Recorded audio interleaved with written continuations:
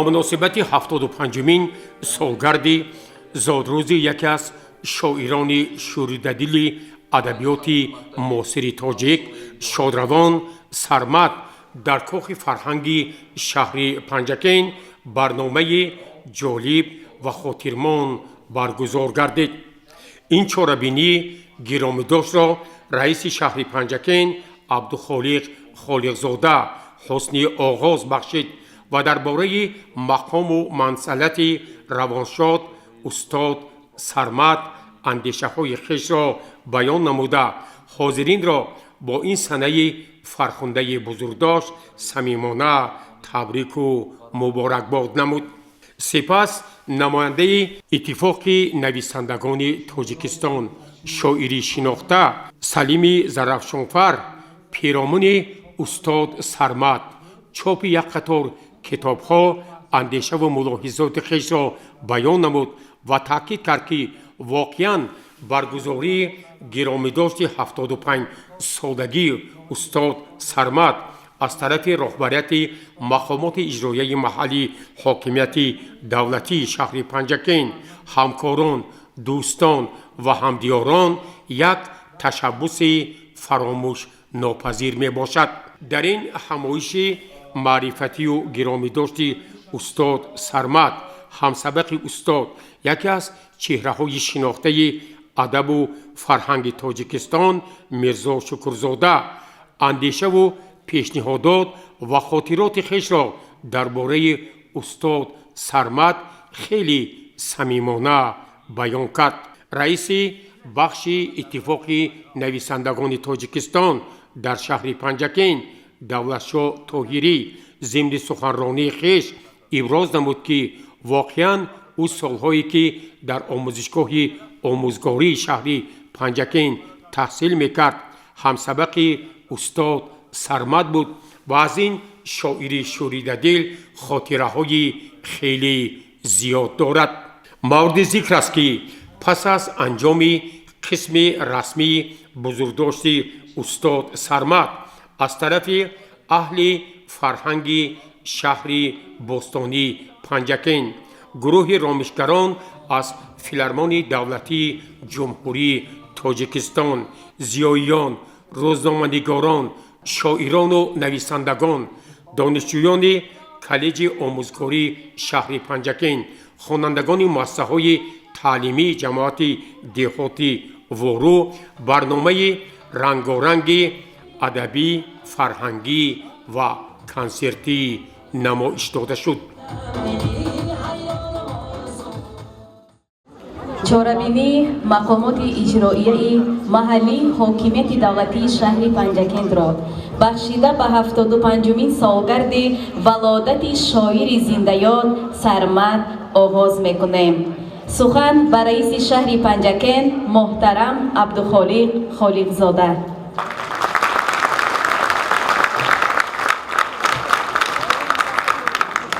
السلام علیکم ادیبان و زیایان محترم همدیاران ارجمند، امروز با مساعدت مقامات اجرایی حاکمیت دولتی ولایت سوخت و درخواست شعبه سعودی اتفاق نویسندگان تاجیکستان اینچنین با هدف گرامی داشتن خاطره ادیبان برآمند دیارمان که یکی از هدف‌های اساسی سیاست حکومت جمهوری تاجیکستان تحت رهبری اساسگزار صلح و وحدت ملی پیشوای ملت پرزیدنت جمهوری تاجیکستان جناب عالی محترم امام رحمان می باشد.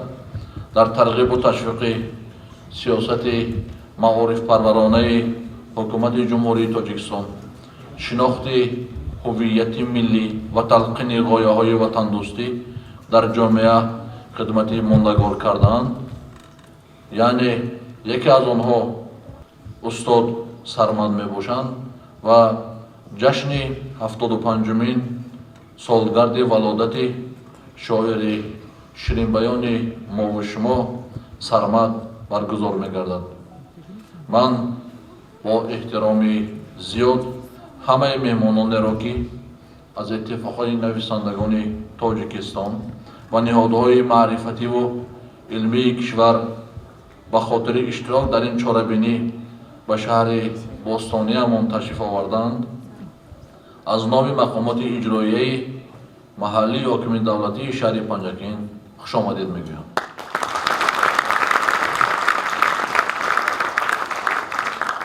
و همه شما همدیاران عزیز و حاضرین محترم را به افتخار تجلیل جشن 75مین سالگرد ولادت شاعر شیرین‌بیات استاد سرمد صمیمانه تبریک میگویم.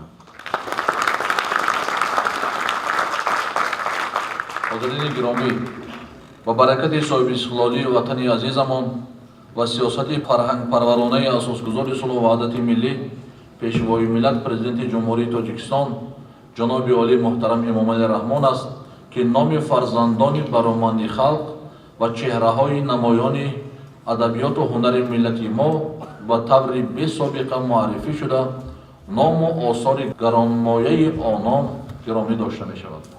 با پیروی از این سیاست ادب پرورانه پیشوای معظم ملت جناب عالی محترم امام علی رحمان، رئیس ولایت سوق معاون اول رئیس مجلس ملی مجلس عالی جمهوری تاجیکستان محترم رجب‌بای احمدزاده نیز جهت گرامی داشتن خاطره و نام نیک بزرگان علم و ادب کلاسیک و معاصر تاجیک در مقیاس ولایت توجه ظاهر شده برای به طور شایسته برگزار کردن جشن سنه‌های مبارک عمر آنان مساعدت می‌نمایند.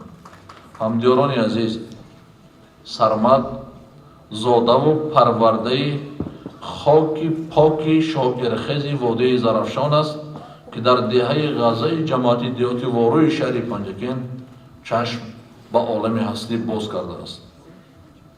بعد ختم مکتب 7 ساله دهه غزه در آموزشگاه آموزگاری شهر تحصیل خود را ادامه داد. پس از ختم آن مدت در مکتب تحصیلات میانه دهه وارو با آموزگاری پرداخته به کار تعلیم و تدریس مشغول بود. سرمد پس از 1 سال بنابر شوق زیاد داشتن به آموزش علم و ادب و فاکولته فیلولوژی دانشگاه دولتی تاجیکستان قبول شده. آن را سال 1973 با موفقیت ختم کرد و بعداً به روزنامه‌نگاری پرداخت. چندین سال در روزنامه‌های آوازه‌داری معارف و مدنیت که سپس به گازت معلمان و امروز با آموزگار تغییر نام کرد کار کرده مطالب گوناگون به نشر رساند. نخستین چکیده‌های خامه او در صفحات همین نشریه به تب رسیده با استقبال گرم مردم روبرو شد. بنا به عقیده دکتر علم فیلولوژی شمس‌الدین صالحов که در دیباچه کلیات شاعر آمده است، در مسیر کمالات ادبی سرمد محیط ادبی و فرهنگی روزنامه در سالهای 70-80 سده 20 خیلی معروف و آوازه‌دار تاجیک معارف و مدنیت هم نقش کلان بازده است. زیرا او بعد ختم دانشگاه تقریبا تا سالهای آخر زندگیش در همین روزنامه کار میکرد. در آن سالها درگاه روزنامه مذکور واقعا جای ملاقات و صحبت‌های علمی و ادبی و محفل‌های هنری بود که در آن استادان مرزا ترسونزاده، رحیم هاشم، ساتم اولوزاده، محمد جان شکوری، مومن قناعت، لایق شیرالی، بازار صابر و دیگران فعالانه شرکت میکردند. این است که این محیط ادبی و فرهنگی روزنامه معارف و مدنیت برای کسب کمال و تکمیل مهارت شاعری سرمد تأثیر عمیق رسانیده، منبر اساسی سرمد با عنوان یک شاعر جوان و جوینده و صاحب استعداد هم بود. محترم اهلیزیان، سرمد با وجود داشتن فرصت کوتاه عمر با احساس بلند شاعرانه و رندانه زندگی کرد. انسان بود پاکمنیش و دل داشت سرشار از عشق و آرزوهای شیرین. نقش این زندگی سرشار از عاطفه و محبت و زیباپرستی در هر سطر شعر او و آثار بدیعی بازمانده ادیب به طور روشن بازتاب شده است. زمانی که سرمد میزیست و ایجاد میکرد، در محیط ادبی و فرهنگی ما ارزش‌های والای خودشناسی ملی و میهن پرستی و خویشتن شناسی به میان گذاشته میشد. این است که ادیب در برابر ابراز اندیشه و برداشت‌های شخصی خود و واقعیت روزگار همان محیط اجتماعی با احساس بلند شاعرانه و ستایش وطن پرداخت و به همزادان گرامی داشتن تاریخ شکوهمند دیار را تلقین میکرد. شعرهای تاجیک زمین، باربد، فردوسی، خودشناسی و غیر نمونه برجسته این بخش اشعار شاعر است. مهد و ستایش وطن بخصوص تاجیکستان در شعرهای سرمد جایگاهی خاص دارد. خیالم تاجیکستان بخش پرگنج عجم باشد، با دستی کوهسارش چشمه ها چون جام جم باشد. در جای دیگری میگوید چه خوش مادر خدای ما زمین تاجیکستان است، دل ما زاده رود زرفشان است، درون سینه ما عشق خطلان است، سر والای ما کوهی بدخشان است، برای تاجیکستان است، فدای تاجیکستان است.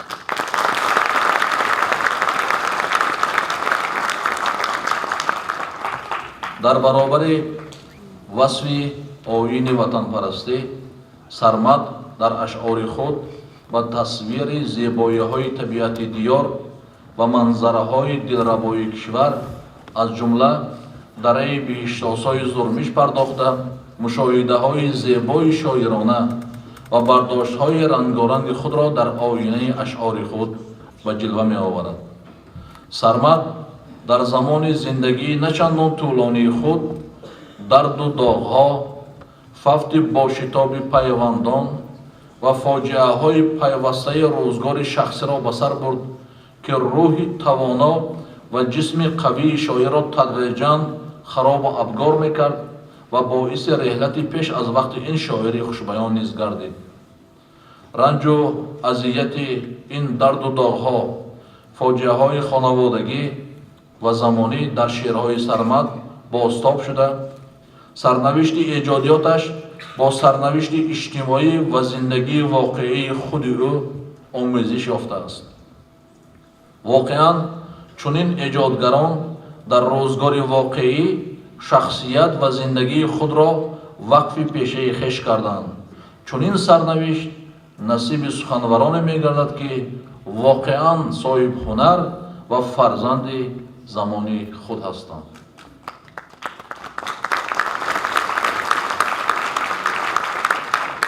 همکاران عزیز، در این مراسم گرامی داشته ادیب همه شما حاضرین گرامی و مردم دیار را بار دیگر به مناسبت 70مین سالگرد ولادت شاعر دردآشنا و زنده‌یاد سرمد شادباش گفته برایتان سلامتی، روزگار خوش و در گرامی داشتن خاطره نیک اهل علم و ادب کشور همت بلند، همدلی و خاطر نگهداری صمیمی آرزو مندم.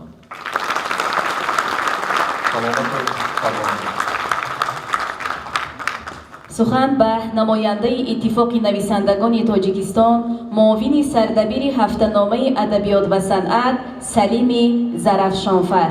مرحمت.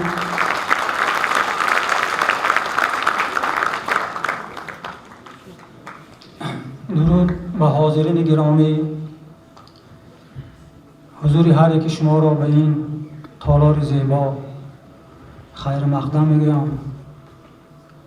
شادم که امروز اهل دیار جمع آمدند به خاطر گرامی داشتی یکی از شاعران صاحب استعداد ما که عمری کم دید اما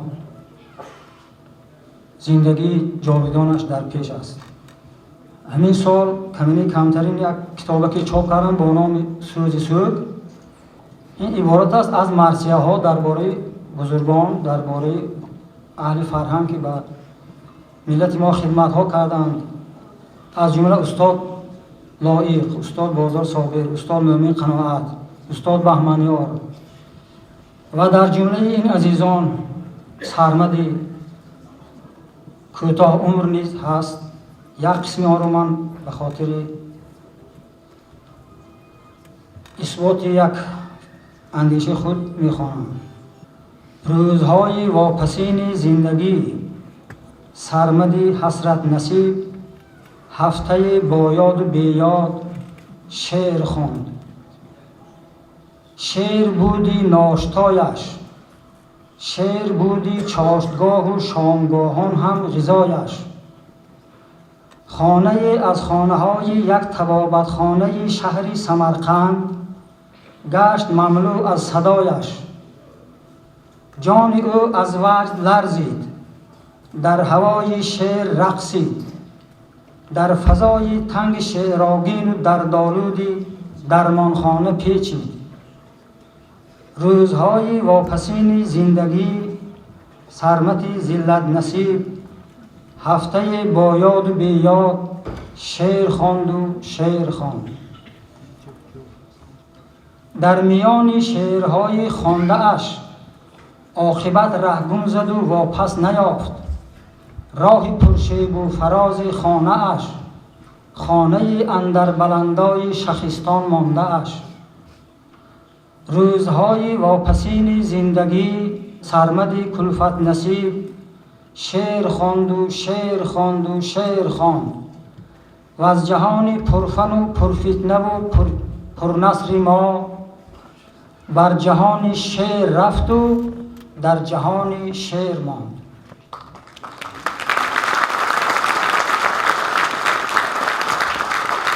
در حقیقت شعر معنای زندگی سرمد بود. سرمد خود را سراپا به شعر بخشید. در عمر خود در فکر مال و ملک نبود، در فکر حتی در فکر شهرت هم نبود. در زندگیش کتاب خود را ندیده است.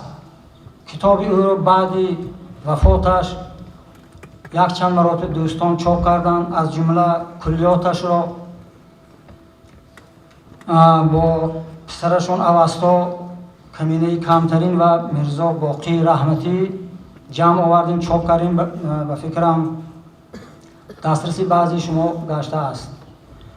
یعنی به درجه وارسته بود که نه شهرت را فکر میکرد نه ثروت را.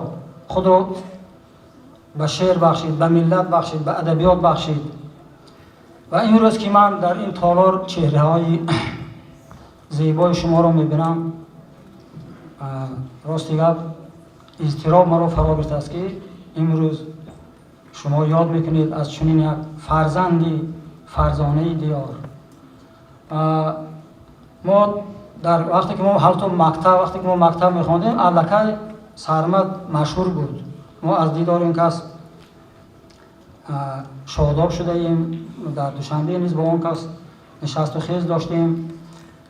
یک نکته عجیب گفتنم جایز است که چنانه که در سطح جمهوری استاد لایق شعرهاشان هر یک تاجیک میداند، در آبروی ما هر یک اهل دیار اشعار سرمد زمزمه میکنند. یعنی شاعری که در حقیقت به دلهای مردم جای گرفته است، به دل ملت جای گرفته است. از زیرا اشعار او را، ایجادیات او را غم ملت، درد ملت، شادی ملت، فرح ملت، افتخار ملت فرا می گرفت. شخصا با دستاندرکاران این بزم زیبا، خاص به رئیس محترم که امروز همه ما را از دور و نزدیک جمع آوردند، به خاطر بزرگداشت یک فرزندی بزرگی وادی ما تشکر میگم. سلامت باشید. تشکر.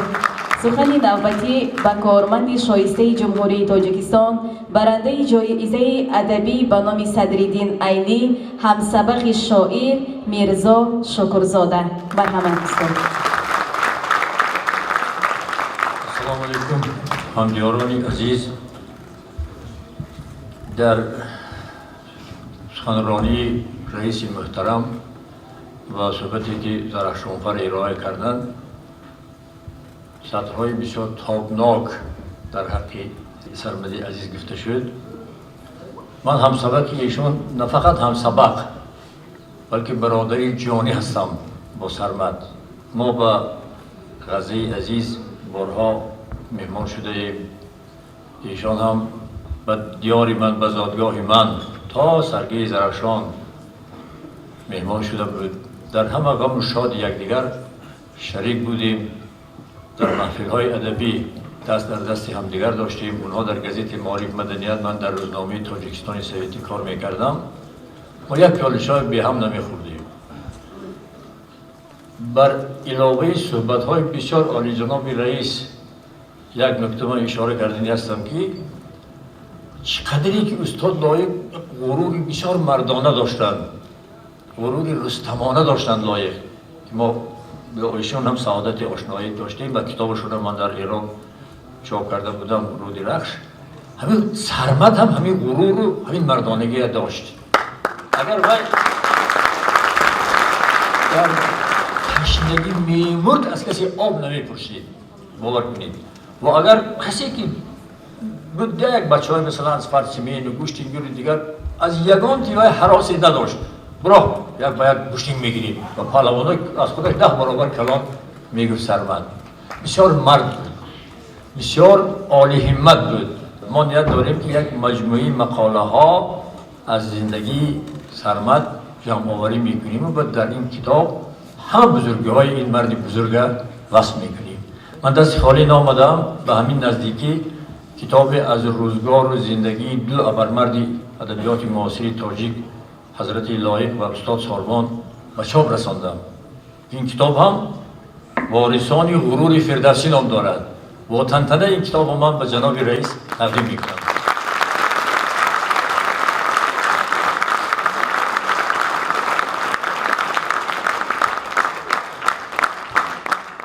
با یک شعر صحبتی خود تمام میکنم و این شعر رو هم به روح پرفتوحی برادرم همسبقم سرمدی عزیز میبخشم. شعر من اسیان بسیاری من است. تقدیم به روح پرفتوحی سرمدی عزیز. شعر من اسیان بسیاری من است. شعر من منصوری من داری من است. آتش از خرمن نار خلیل این سیاوش شاه درباری من است. هر هجای روزنی روی خدا، هر هجای روزنی روی خدا تاره نور شبی تاری من است. مصرع گیسوی این ماه منیر آیت از حسن گلزاری من است. در سکوت مرگزار شام هجر ناله مرغان کوهساری من است. گر نشوید اشک خون پالای دل اشک طوفان خیز رخساری من است. ره نپوید در حریم جان دوست دشمنی بدکش غداری من است. بر دلی ریش نجوید مرهمه خار کلفت در دلی زاری من است. شعر من با این همه آشفتگی بو علی روح بیداری من است. یوسفی طبع مرا ارزان مگیر این زلیخا تا ابد یاری من است. یک بار دیگر سپاس از سیاست فرهنگ پرورانی جناب عالی، از محبت مقامات اجرایی شهر عزیز پنجگین که بزرگان را بزرگ می دارند. خدا شما سلامت دارد. سلامت باشید. تشکر زیاد. سخن نوبتی به رئیس بخش پنجکنتی اتفاق نویسندگان تاجیکستان استاد دولتشاه طاهری. مرحمت.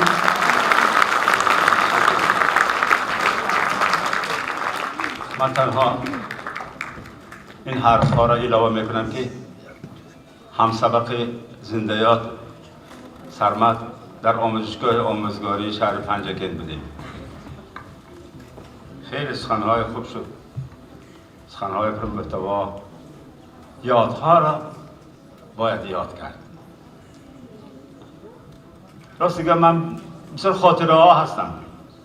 افسوس که این زال خورده میکنم.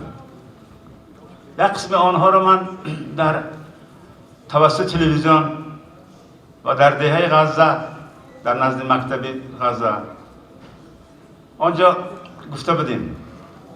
عباس همراهزاده نه همراه ما بودن. بسیار یک عجایب شعرخوانی و ترانه خوانی هاش نزد نیمپیکره استاد زندیات سرمد. بسیار یک بزرگای همین دیه آمدن. ما اون حرف ها و بعض خاطره ها را گفتیم. امروز سخن را به درازا نکشیده، فقط یک چیز را گفته هستم که آخران سالهای عمر سرمد من به دوشنبه رفتم. خیلی گفتن در روزنامه معارف مدنیت کار میکردم. من هم یک آچرکی ادبی نوشتگی بودم، بردم به شعبه مکتب ها. گفتن که بیاید یک باره با استاد بریم. بعد رفتیم به حجره در آمدیم که یک نفر چنان سرشان خم مطالعه کرد نوشته که حتی به سلام ما هم نگاه نکردن. کاتبه گفت که این اثر را استاد آوردن، این به شما باید حل فصل کنید. و برآمده رفت و یک نگاه سر برداشتن که نگاه کردن و چشمشان با من افتید. ها دولت شاه ای خستیم آغوشگیری هم کردیم. 4 سال مثلا ما در همه آموزشگاه یک جا میخواندیم و بسیار واقعه ها، خاطره ها و یادها بودن در پختچینی و در دیگر و اینجا بعضی همصنفا همجا هستن میدونن. گفتن که چی نیستی؟ ما هم درباره یک معلمه آچرکی بسیار عجیبه مثلا مانیره چاپ میکنیم. حاضر من یک کار کردی نشریات رفتنم در کار مطبعه اون وقتا تیپوگرافی میگفتیم. بعد اونجا رفتیم دربار ما را نگذاشت. این گفت سالهای 80 بود، 70 آخر سالهای 70. بعد این کس گفتن که من این آدم همراه من است. خلاص در آمدیم اون دستگاه های کتاب چاپکنی و این اثرهای مجله و روزنامه و همه آنها در همه جا دیدیم که خیلی با یک حشمت و تقرطقر و چیزا در همونجا چاپ می شوند، مولود می شوند. چون بیرون آمدیم بعد یک دم ما با همراهی رو کس خیلی بعضی نشستا بود و من در همونجا یک ترانه نوشته بودم. بخوام همین را برای شما قرائت کنم. هرگاه که به اداره روزنامه شهری و مطبعه عامه آیم به نخستین علامت فرق کننده یا احساس عمیق دچار می آیم. این بوی خوشی روزنامه و مجله هاست. نکت کاغذ، صدای ماشین های حروفچینی، دستگاه های چاپی و غیره بگرد اطراف پهن می شود. اینجا از دبیر و سردبیر سر کرده تا صورتگیر و حاشیه بند مطبعه سرکار و سرتشویشند. به نظر چنین می رسد که تو در اردوگاه سخن یا باشگاه کلام بده و با آتش کده الهام افتاده ای. برای آن آمده ای که پاره از این آتش بگیری و آن را به مردم بدهی. بله بگیرید، بخوانید، بدانید و عمل نمایید. اینک روزنامه. خیلی گفتن اگرچه عمری طولانی ندیدم ولی اثرهایشان، شعرهایشان همیشه در دل مردم، در قلب خوانندگان جاودان ابدی خواهد ماند.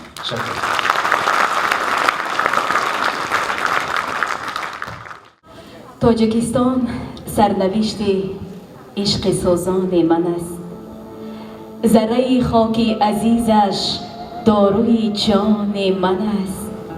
در بری گهواره سنگش فراغت یافتم.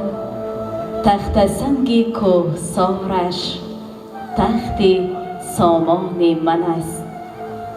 درود از محبت، درود از مهر، درود از وحدت و استقلال درود به شما مهمانان معتبر، حاضرین ارجمند، دوستداران اشعار شاعر زنده‌یاد سرمد.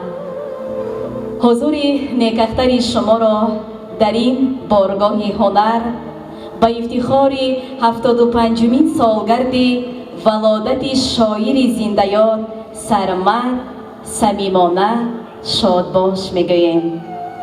شعر هم باید زند فواره، از تنور دل چو آتش پاره. در این لحظه های فرح بخش برنامه فرهنگی و فراغتی هنرمندان بخش فرهنگ شهری پنجکند را با اشتراک ادیبان شناخته منظور شما می‌گردانیم.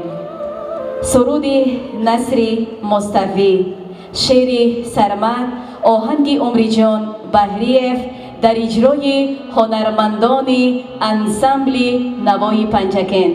استقبال گیرید. مرحبا.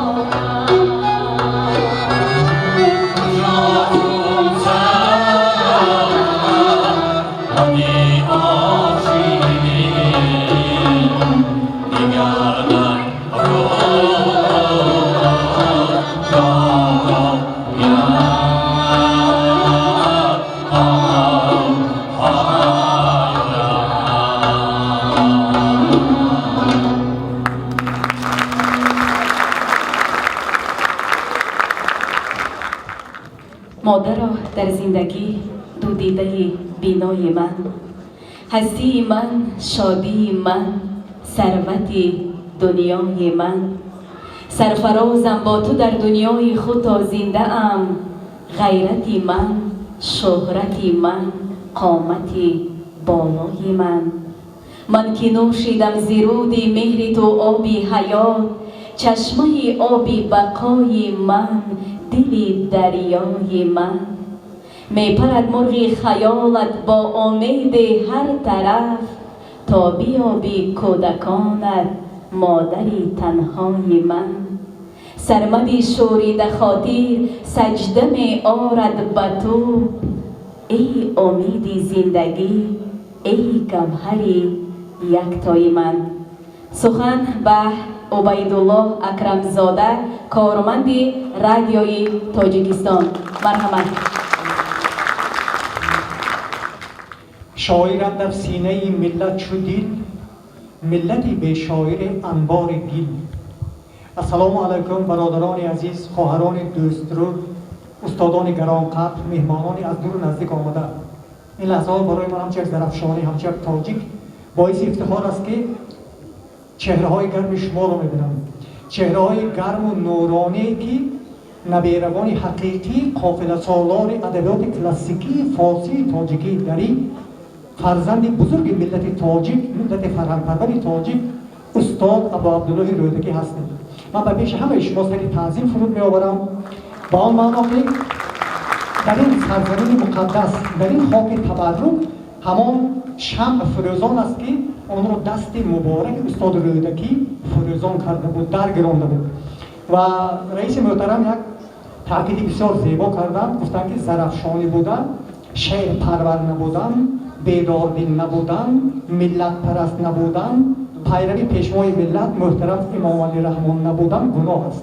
بهترین فکر است و به خاطر تقویت فکر رئیس محترم یک رباعی میخوانم.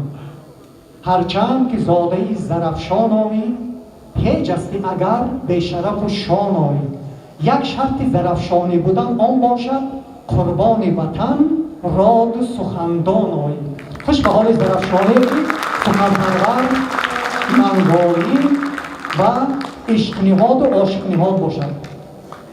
استاد سرمد خیلی که رئیس تاکید کردن، فرزند ملت تاجیکند، فقط فرزند رستای غزه نیستند.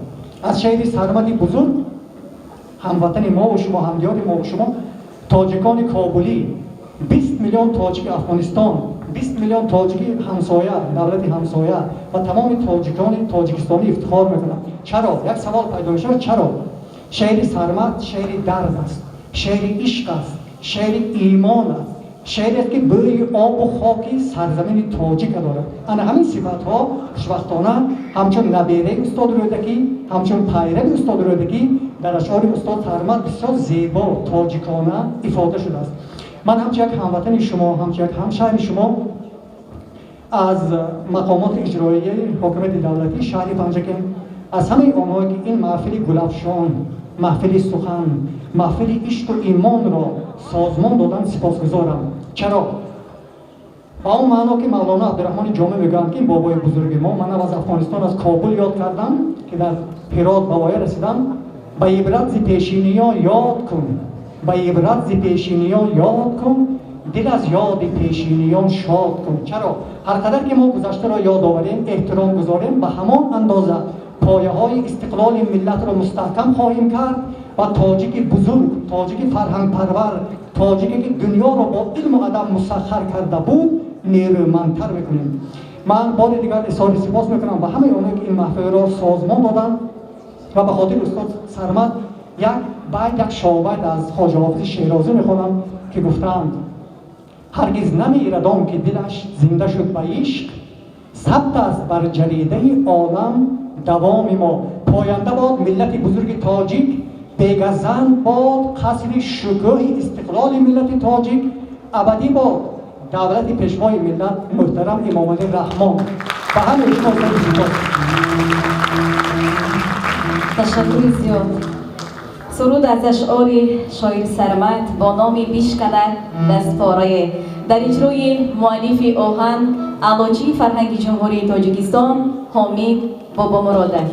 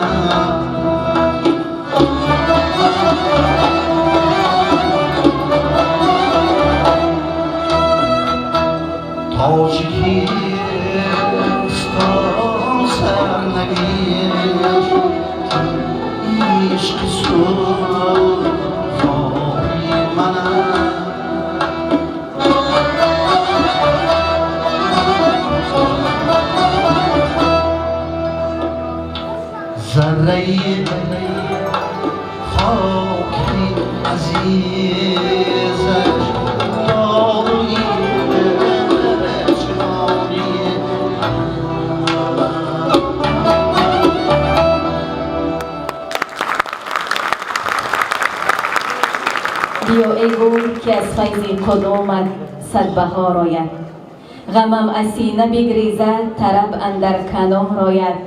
خوشا مهری تو در دنیا مبارک روزگارم کرد، کجا چون سرمدی عاشق دیگر در روزگار آید.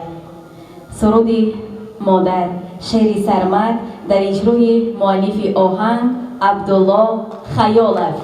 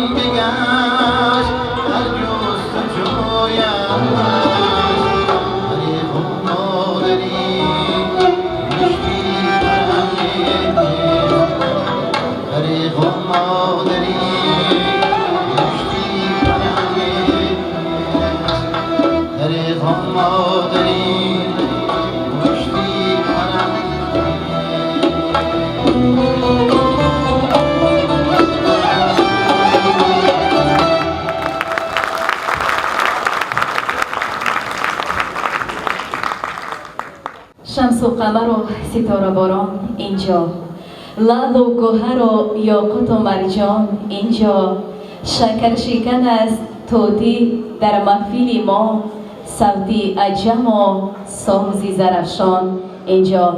سخن با کمال احترام به کارمند کمیته تلویزیون و رادیویی نزد حکومت جمهوری تاجیکستان، شاعر جوان کهزاد فتح‌الله. مرحمت. در خانه دل گنج فراوان سخن است، خورشید نمیرنده و تابان سخن است. دل همچو بهشت است پر از زیبایی، سرچشمه زیبایی انسان سخن است. با این روایی استاد سرمد به شما درود میگویم و بسیار سپاسگزارم که روح این شاعر خیلی ورزیده و خیلی زبردست رو امروز تحت که زیر نظارت حکومت شهر پنجکین و با دستگیری پیوندانشان ما شاد میکنیم و واقعا استاد میرزا شکرزاده هم کورسشان و دیگران هم نشست آنها، اما ما استاد را ندیدیم ولی باور کنید یکی از مخلص های اشدی استاد هستند. وقتی دانشجو بودم یک کتابشان تحت عنوان اشک شفق در خانه که میزیستم بود، یک دو بار ورق گرداندم، روستیگم نفهمیدم و گویا که مثل برای من پسند آمد یک جو گذاشتم. اما با مرور زمان وقتی که بیشتر مطالعه کردم، امروز یکی شاید که از مخلصان رقم یک استاد سرمد باشم. و البته استاد سرمد من اینجا میخواستم که در دو مورد شعرشان بگویم، یکی در مورد زبان مادری و یکی در مورد زبان. استاد میگن که زبان مادران فرخنده دارید، شما که وارثان روزگارید، برای هر کلام نیک مادر درون سینه ها هیکل گذارید. هرچند استاد از شهد استقلال کمتر چشیدن، اما در زمانی که شاید برای زبان ما خطر داشت چنین شعرها را گفتن قهرمانی بود. و اما متاسفانه در زبان شوروی بیشتر به زبان توجه نمی‌کردند و زبان ما قریب که دیگرگون میشد، اما همین شاعران ما توانستند که این زبان را نگاه دارند و در آن زمان اگر ما زبان را آمیخته میکردیم شاید هیچ گم نبود. ولی امروز در زبان صاحب استقلالی بیشتر از جوانان و حتی کلانسالان نیز زبان ناب مادری را یعنی از گفتگوی او شرم میکنند و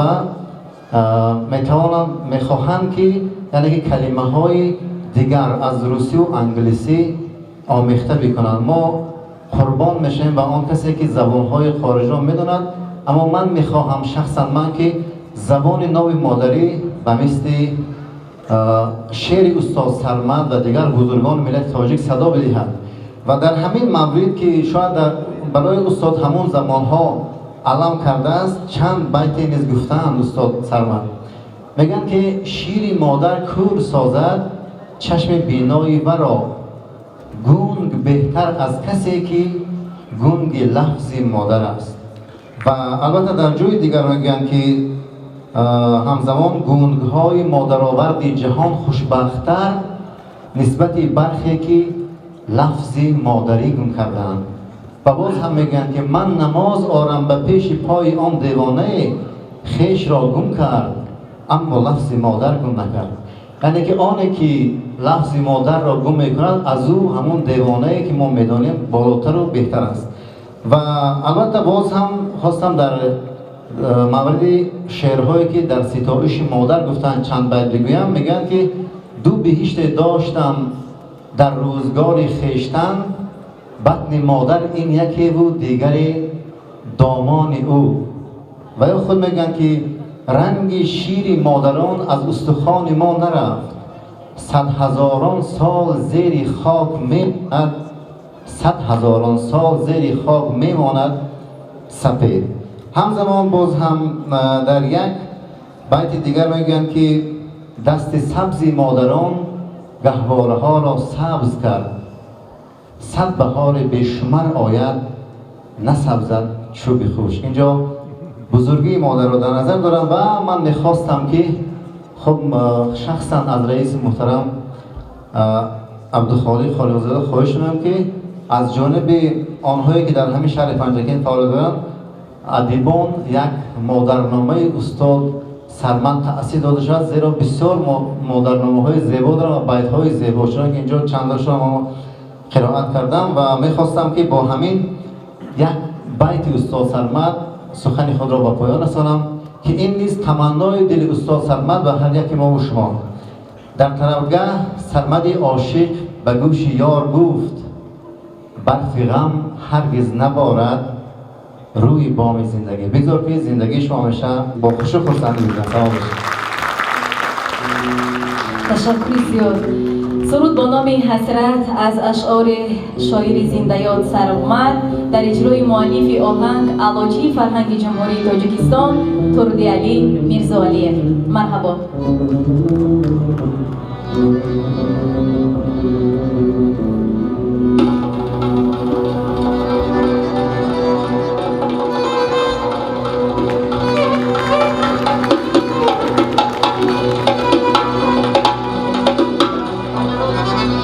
دلم است از تو با دردش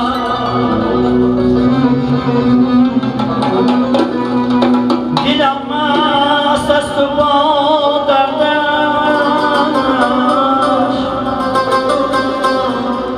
دلی میگان میگرید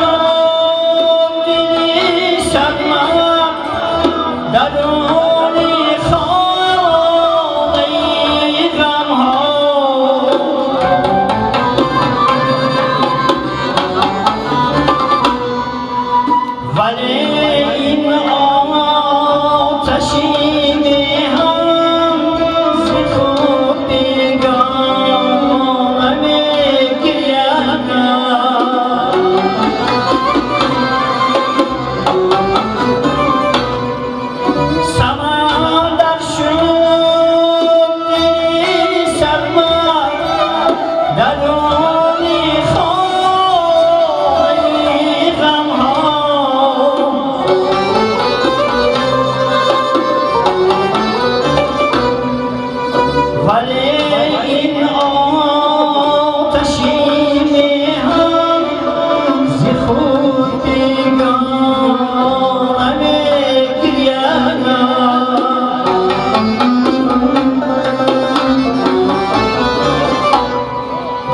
ولی این آتشی هم ز خود بیگانه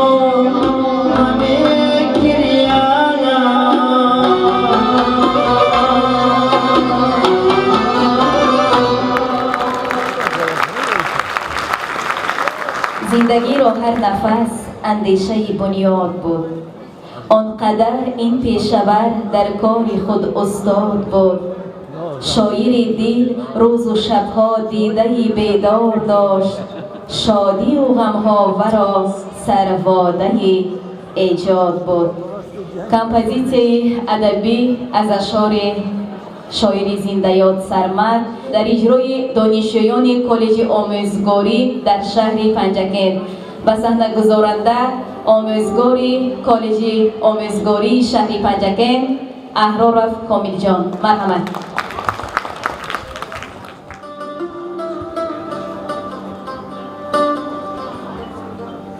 سرباده های خواندم از دفتر و دیوار سنگ، بس ناله ها بشنیدم از سینه سزار سنگ. من مادر و غمهاش را چون با فغان دادم به خواب، در لحظه بیمادری سرمانده در دامان سنگ. هر سنگ کوهستان مرا از کودکی باشد عزیز، در شهری پرغوغا شنا گردیدم پزمان سنگ.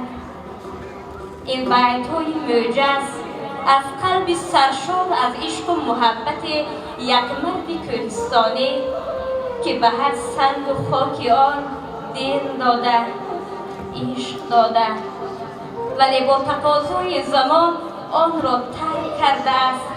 گواهی می‌دهد این مرد از هر خاک و سنگ سرزمین کوهستان الهام گرفته، در شهر بطل خودش پرغوغا شهرت و مقام شاعری کسب کرده است.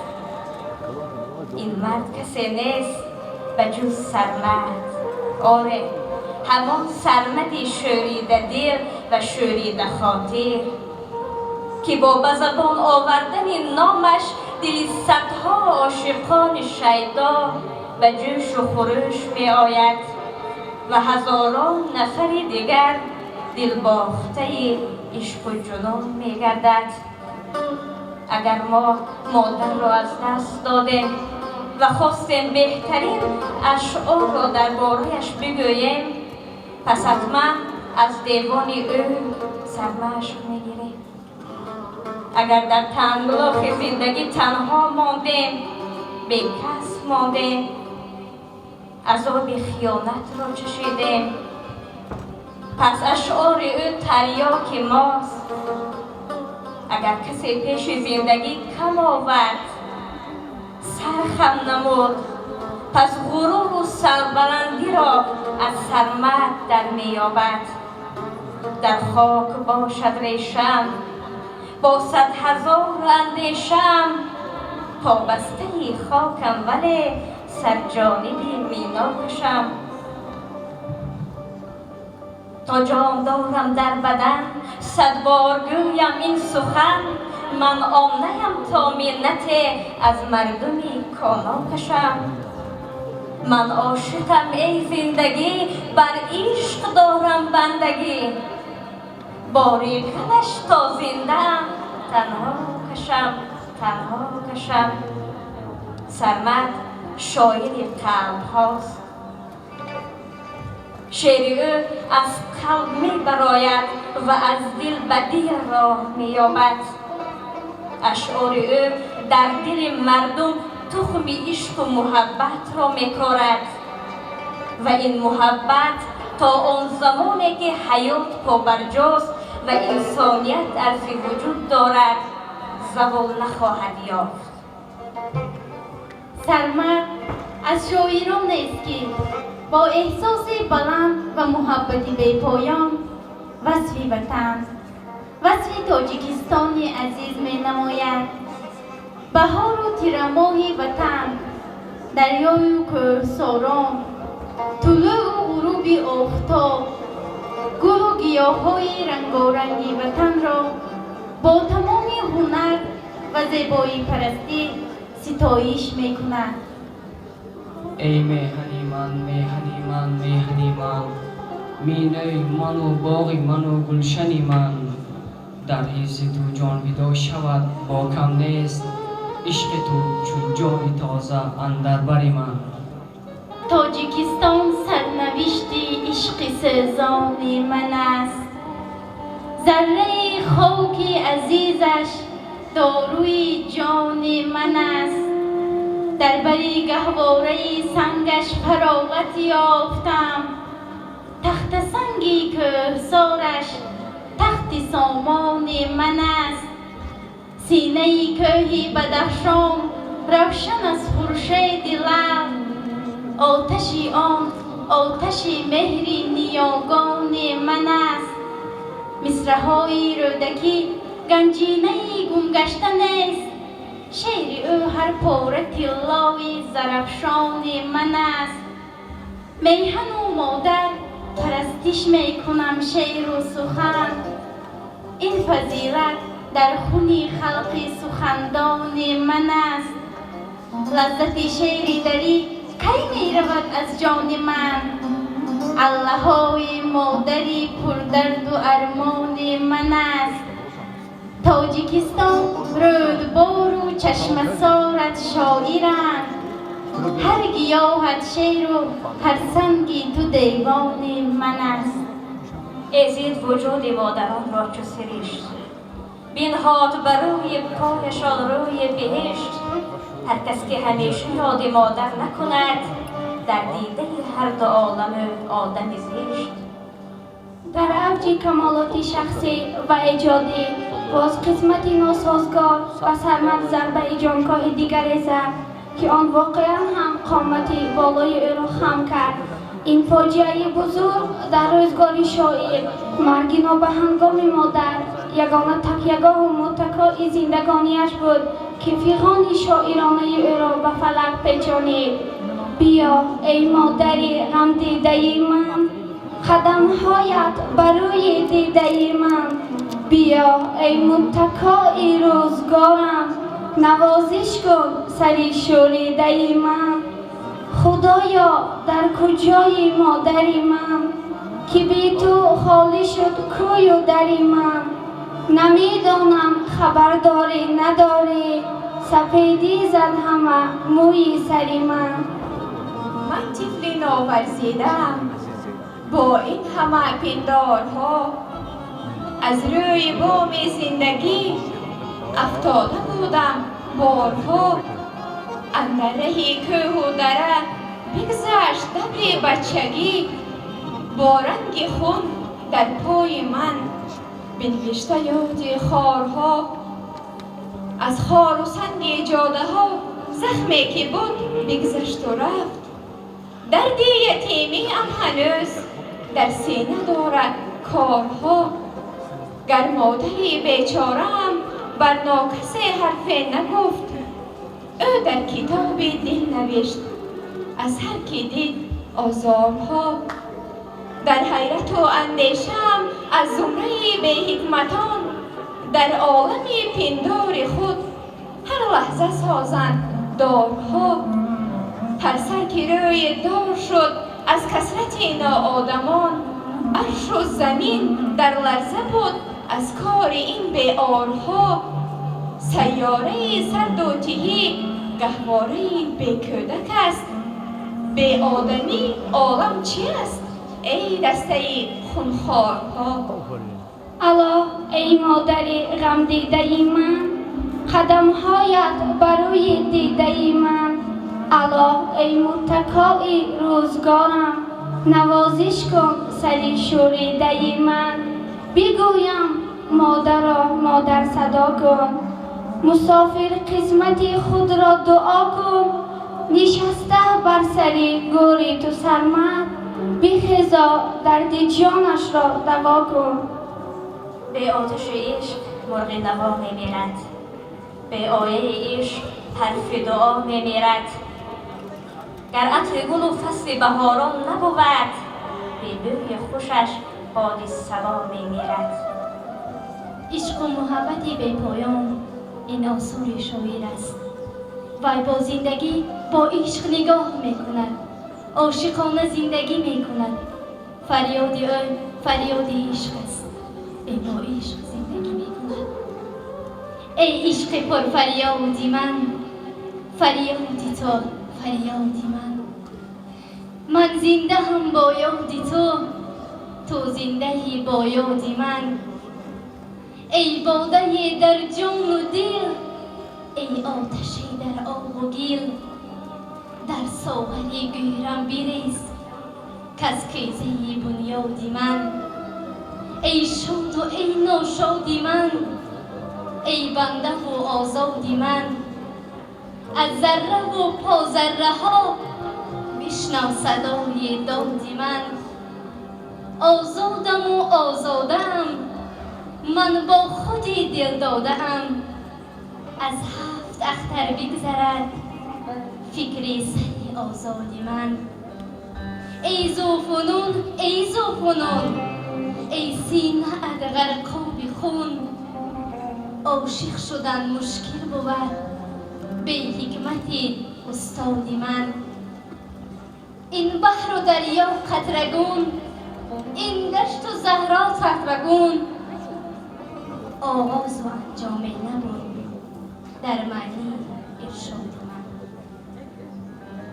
ای آیت عشق ورد زبانم باشه، ای درد جنون در مغز جانم باشه.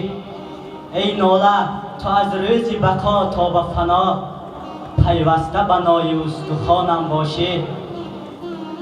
نوروز دلم بهار عشق آورده است، پندار خوش از دیار عشق آورده است. در بزم طرب تحفه ارزنده نبود، دل جان مرا نثار عشق آورده است. ما طفل امید ما طفل امید مادرانیم همه، ناموس و غرور رفتگانیم همه.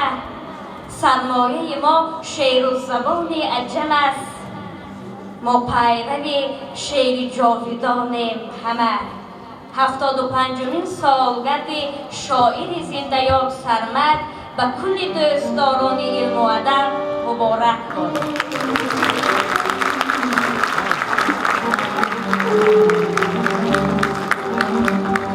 راوی صبا یشتی چمن میخواند، سرواده لاله و سمن میخواند. اشعار بهاران اگر و انجامد، پس شعر کتاب درد من میخواند. سرود فروغ گوهر شعر سرمد در اجرای مؤلف آهنگ، دارنده مدال خدمت شایسته جمهوری تاجیکستان داداجان بابایف.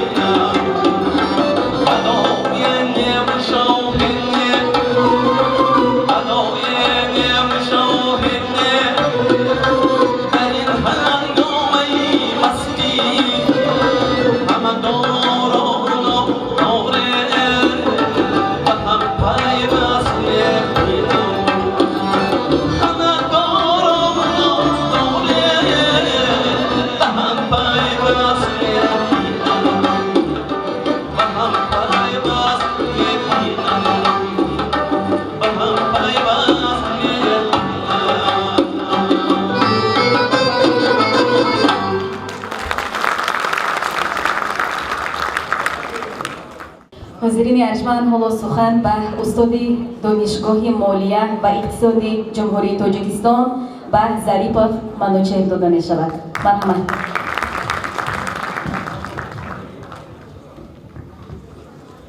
شهری آری آریای پنجگین، خاک پاکی سغدیانی پنجگین. درود هم دیارانی عزیز و هم دهگانی عزیز.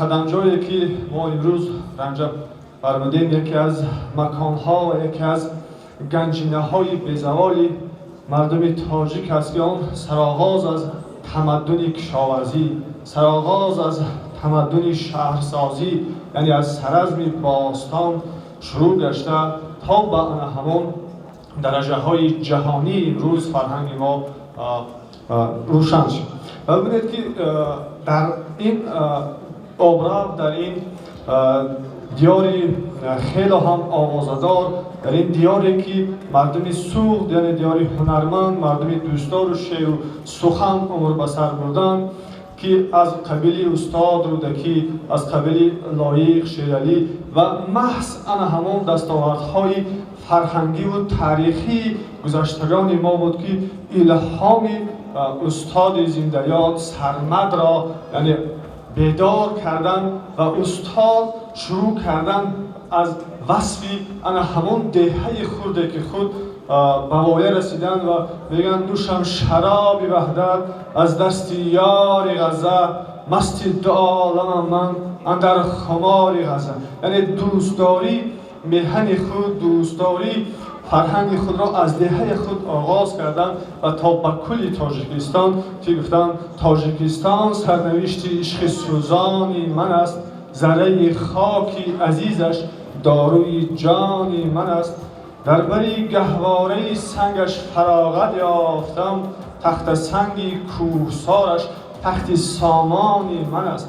این از آن شهادت می‌دهد که استاد تاریخ، فرهنگ، صنعت و تمام گذشتگانی که مردم ما داشتن دوست می داشتن و تا حتی ببینید که استاد به خاطر دوست داشتن تاریخ و فرهنگ گذشته خود نامهای فرزندان خود را به نامهای تاریخی ما و مثل اوستا، مزدا، رخشانه و افسانه که این خود از آن شهادت می‌دهد که استاد دوستداری تاریخ، دوستداری فرهنگ، دوستداری سرزمین تاجیکان و افتخاری ما مردم تاجیک و مردم زرافشان است. و من میnnتداری خود را به مقامات حاکمیتی شهری پنجکین و به تشکیل کنندگان این شورای بینی و به مهمانان و همدهگان و همشهرانی که قدم‌های خود را رنجه آوردند خیر مقدم میگویم و سلامت باشید. تشکر می‌کنم. تشکر. سرود با نام مادر از اشعار استاد سرمد، آهنگ علیشیر قناعتزاده در اجرای علاجی فرهنگ جمهوری تاجیکستان سریا عبداللهیوه. مرحبا.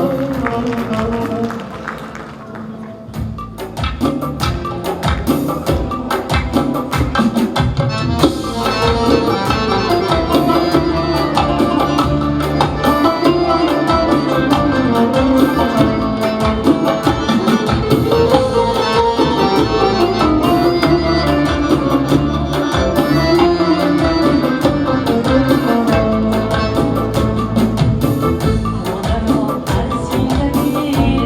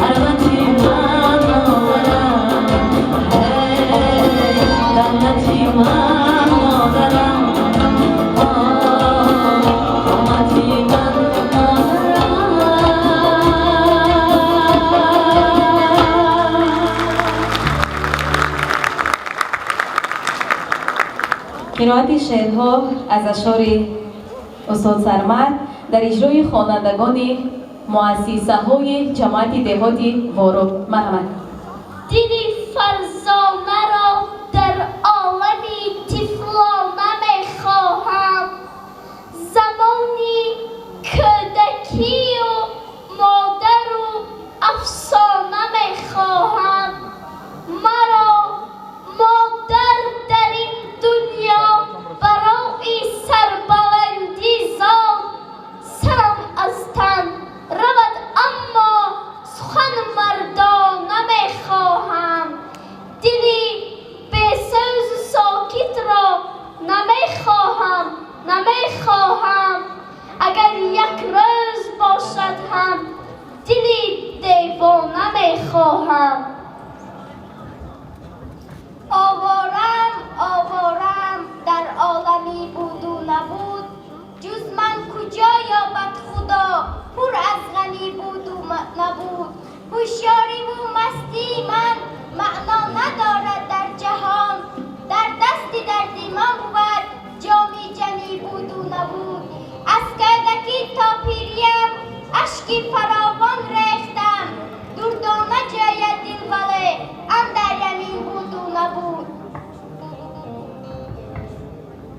معنی زیستن در این عالم که آدم بودن است، تا به دنیای حقیقت جاده ها پیمودن است. زشتی ها را از ضمیر خویش دور انداختن، گنجدانی نیکی را با رنج دل افزودن است. پیشه خورشید عالم چیست از روز ازل، کاخ مینا را به خون خویشتن اندودن است. یاران که چشم دل باز کنید، خود در گذرد با یکدیگر راز کنید. پروازی کر شکسته بالش بینمود، در عالم خاک با هم پرواز کنید. عجب ای شاعران، آن شاعری تنها برفت. ریزید اشک ای عاشقان، آن عاشق شیدا برفت. این زندگی زهرش چشاند، بر دامنی مرگش کشاند. چیزی تو این دنیا ندید، از این به اون دنیا برفت. صدای تو صدای مادر دین، نوای تو نوای مادر دین. سراپا خاکی عالم را بگردی، نیابی گردی پای مادر دین. سرودی الله خوان ای مادری جان، بگشم چون بگش طفل گریان. سرودی خوان که بنمایم فرامش، دم غمهای دنیای پریشان. خدایا در کجایی مادری من، که به تو خالی شد با مادری من. نمیدانم خبر داری نداری، سپیدی زر همه میسری من. بگویم مادر ای مادر صدا کن، مسافر قسمتی خود را دعا کن. نشسته بر سری گوری تو سر من، بخیز و درد جانش را دوا کن. چه خوش مادر، خدای ما زمینی تاجیکستان است. دلی ما ساده رودی زرفشان است. درون سینه ما عشق خطلان است. سری والای ما کوه بدخشان است. زخم دل را نوشدارو پند مادر بوده است. دیده ها از نور روی منور بوده است. شعر طفلان می شود ایجاد به حرف و قلم. کودکان را دست مادر همچو منبر بوده است. دل به فریاد آمد و بر سرمد شوریده گفت، بهترین گنجی که گم کرده مادر بوده است.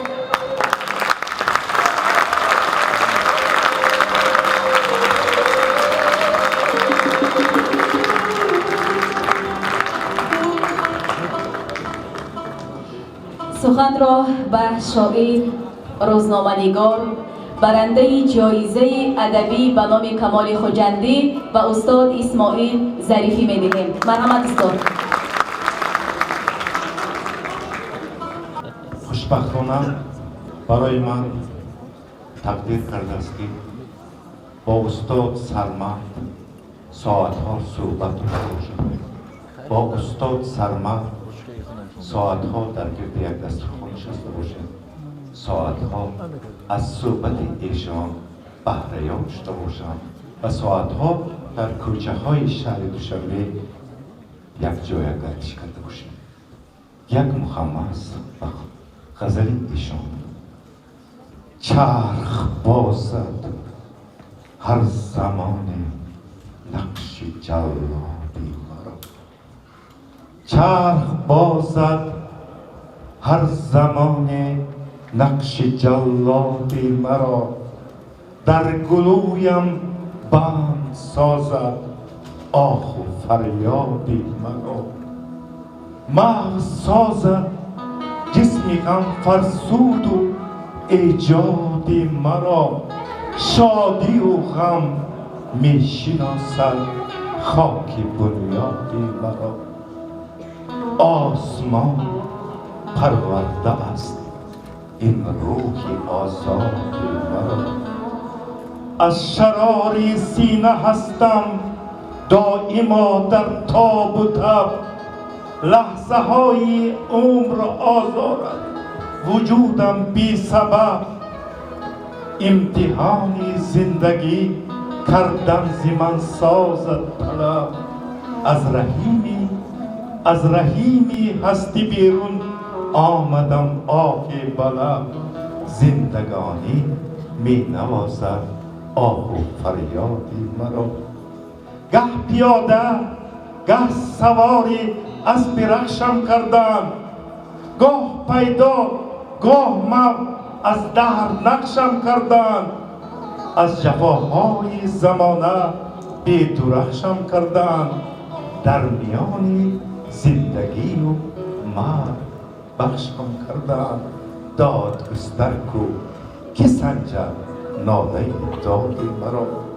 بهر آبادی ملکی جسم بنمودم ثبات. از دوا جستن دلم بگریفت کو راهی نجات. دارم ایمان بر خداوند و همه ذات و صفات، میلیون از ری تپیدم در وجودی کائنات. یک نفس پیرای اگر شد عمری بربادی مرا. دل گرفت زمنای دوران، چند بودم گوشگیر. گاه بودم کودکی گهواره، گه مردی کبیر. زندگی را ترک سازم یک زمان با صد نفیر. مرگ صیاد است و جانی ما شکار و وقت تیر. رنگ خون آرایش شد دست صیادی مرا. بر مرادی خود ندیدم من صفایی پیکره، گرچه در دل داشتم هر دم هوایی پیکره. زیر خاکی تیره خسبم با جفایی پیکره، زندگی از آب و گل سازد نوایی پیکره. خاک پنهان میکند هر نقش استادی مرا. بلبلانند عمر کوتاه، زاغ باشد دیر میر. بلبلانند عمر کوتاه، زاغ باشد دیر میر. رفت از عالم به حسرت هم صغیر و هم کبیر. راضی باشم ای ظریفی هرچی آید بر ضمیر. مادری گیتی تو درد از دلی سرمد مگیر. مادری گیتی تو درد از دلی سرمد مگیر. گور کن همراه من دردی خدا دادی مرا.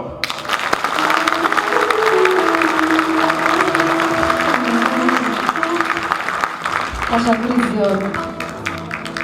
حاضرین ارجمند، دوستداران اشعار ناتکرار شاعری درد و ارمانها سرمد، باعث فرحمندی است که در برنامه فرهنگی و فراغتی امروزه راهبری انسمبل ترانه و رقص فیلارمونی دولتی جمهوری تاجیکستان به نام اکا شریف جورایف، دارنده مدال خدمت شایسته جمهوری تاجیکستان علیشیر قناتزاده و هنرمند انسمبل ترانه و رقص فیلارمونی دولتی جمهوری تاجیکستان، دارنده مدال خدمت شایسته جمهوری تاجیکستان عارف زاده گلپری حضور دارند.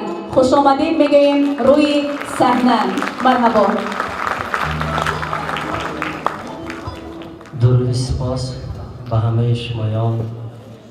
من راستی خیلی خرسندم، این آرزوی دیرینه من بود واسه که از ایجادیات سرمد یک شبنشینی باشد، یک یاد بود باشد.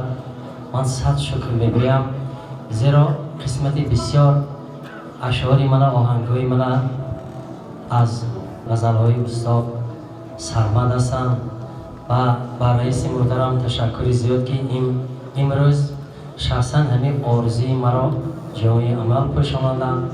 رحمت و من این در دلم حالی هست. من علاهیده انشاءالله شبی سرمد خانه میکنم، چه گفتم من خیلی از سرمد سرودهای بسیاری دارم و یکی از سرودهایم بود مادر را در زندگی دو دیده بینای من. اینجا به سوره آخون خوندم و همین سرود اگر کمی هم باشد مرا همچون هنرمند در بین مردم معرفی کرد.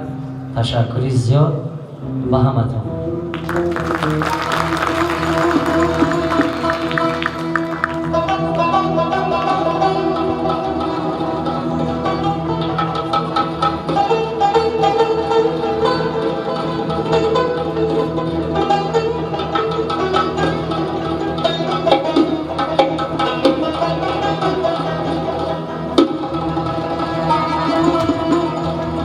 سرواده‌های خوانده‌ام از دفتری دیوان سم، بس ناله‌ها بشنیده‌ام از سینه نالان سم.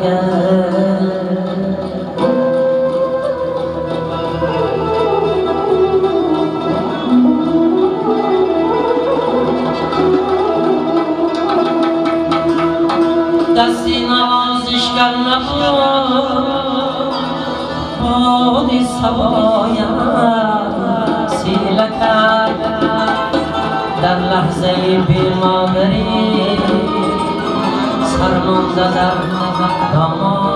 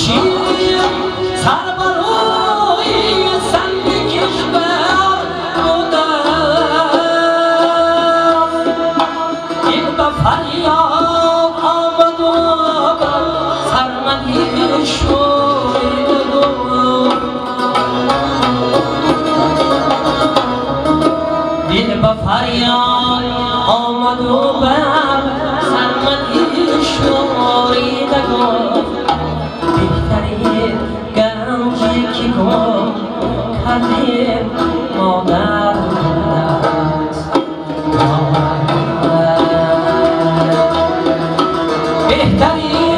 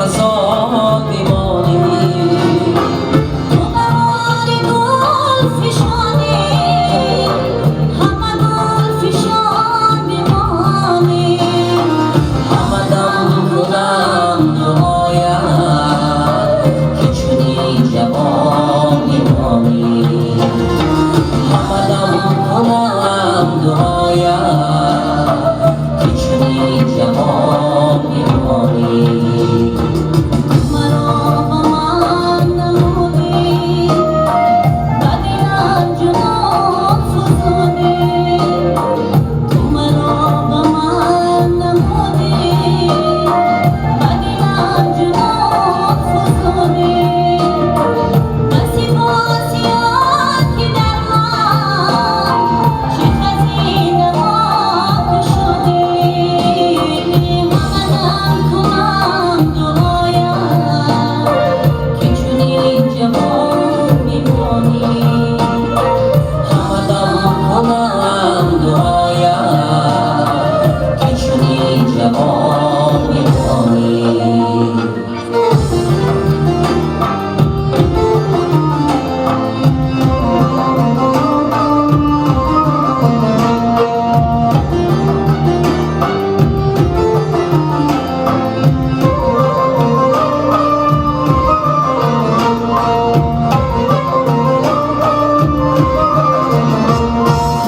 مرا شناختی باز تو مرا گداختی باز تو مرا شناختی باز تو مرا گداختی باز بسی پاسی آن محبت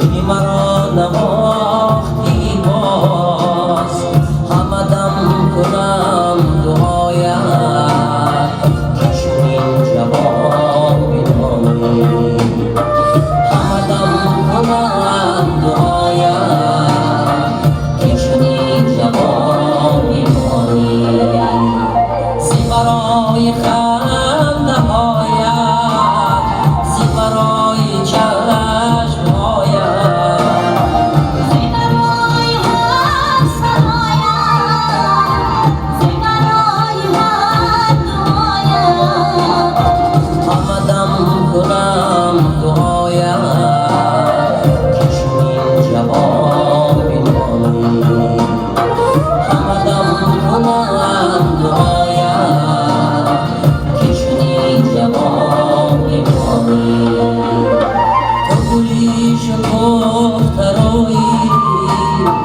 همه بی خزان میمانی تو قرار گل فشانی همه گل فشان میمانی همه دم کنم دعایت که چنین جوان میمانی همه دم کنم دعایت که چنین جوان میمانی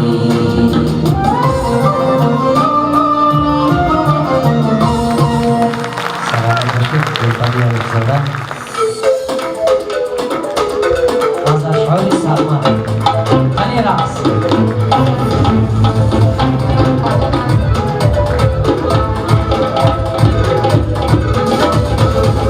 من قطرم اگر آقیانم آرزوست من سرم اگر طوفانم آرزوست من قطرم اگر آقیانم آرزوست من سرم اگر طوفانم آرزوست ای خانه زمین مستم نمی کنم ای خانه زمین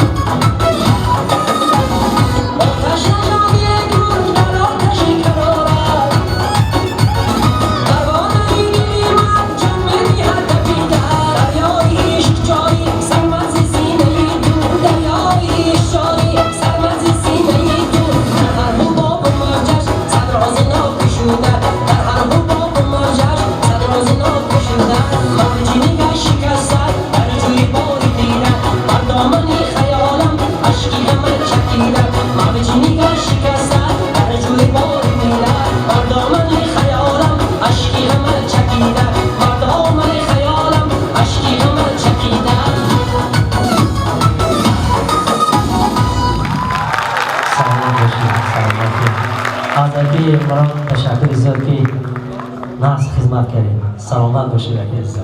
پیش گفته شد از روی شما محفل ما، پرنور شد از نگاهتان منزل ما. امروز گذشت با نشاط اما باز دیدار شما بود امید دل ما. بار دیگر 75مین سالگرد ولادت شاعر زنده یاد سرمد و همه شما مبارک و خجسته باشد. برای اشتراکتان تشکر. سلامت و سربلند باشد. خوش آمدید مهمانان عزیز.